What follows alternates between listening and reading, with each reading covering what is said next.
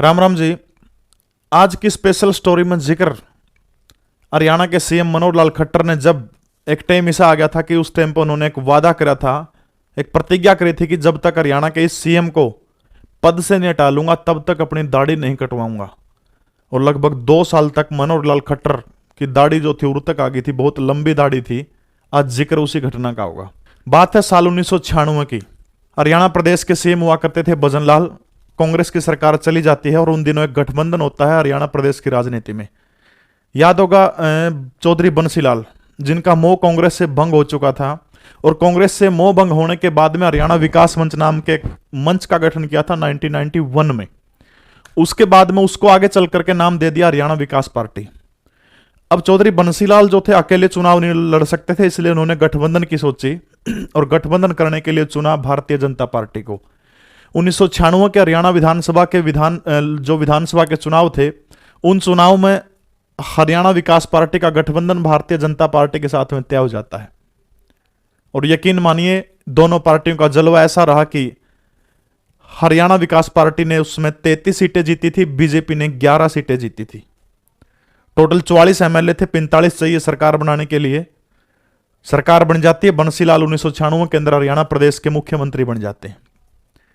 अब होता क्या है कि उस समय 1996 की बात मैं कर रहा हूं, मनोहर लाल खट्टर जो थे वो हरियाणा प्रदेश के महामंत्री हुआ करते थे बीजेपी के।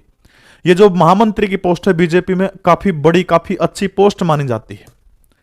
अब एक दिन क्या हुआ, चंडीगढ़ के अंदर जो हरियाणा का मुख्यमंत्री निवास स्थान जो है उसके अंदर मिलने के लिए गए मनोहर लाल खट्टर तत्कालीन मुख्यमंत्री चौधरी बंसीलाल से, जो उन्हीं की पार्टी के समर्थन से सरकार के अंदर बैठे हैं।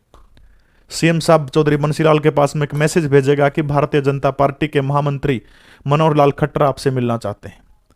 तुरंत बंसीलाल ने पर्ची वापस भेज के कहा कि महामंत्री है तो हमारे वाले महामंत्री से मिल ले होगा। अभय सिंह हुआ करते थे उस टाइम पर महामंत्री हरियाणा विकास पार्टी के। खुद बंसीलाल नहीं मिले, अपने आप को अपमानित सा महसूस करके मनोहर लाल खट्टर वहां से वापस लौटे और मुख्यमंत्री निवास स्थान के सामने एक प्रतिज्ञा कर दी कि जब तक मैं हरियाणा के इस मुख्यमंत्री को पद से नहीं हटा लूंगा तब तक अपनी दाढ़ी नहीं कटवाऊंगा। और ये उसमें बहुत बड़ा ऐलान था।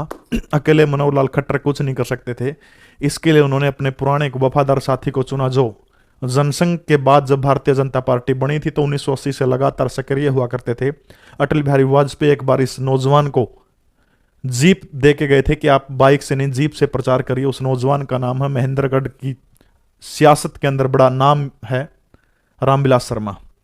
रामविलास शर्मा और मनोहर लाल खट्टर इन दोनों ने मिलके 1999 के अंदर हरियाणा विकास पार्टी से भारतीय जनता पार्टी का जो समर्थन था वो समर्थन वापस ले लिया। अब समर्थन वापस लेते ही बंसीलाल की सरकार गिर जाती है, और गिर जाती है तो लगभग 2-2.5 साल की लंबी दाढ़ी जो थी और दाढ़ी मनोहर लाल खट्टर कटवाते हैं और अपनी प्रतिज्ञा को पूरी करते हैं। सबसे बड़ा दिलचस्प वाकया एक और हो जाता है। हवीपा के टोटल विधायक थे 33। अब जो 33 विधायक जो थे उन 33 विधायकों में से 12 विधायक ओम प्रकाश चौटाला तोड़ के ले गए, और जो 12 विधायक तोड़ के लेके चले गए, एक पार्टी हुआ करती थी ओम प्रकाश चौटाला की, जिसका नाम था हलोद्रा, हरियाणा लोकदल राष्ट्रीय पार्टी। हलोद्रा में 12 विधायक तो तोड़ के आ गए हवीपा के, और कुछ थे ओम प्रकाश चौटाला के। मिलीजुली एक सरकार बनाते हैं और ओम प्रकाश चौटाला हरियाणा प्रदेश के 1999 के अंदर मुख्यमंत्री बन जाते हैं।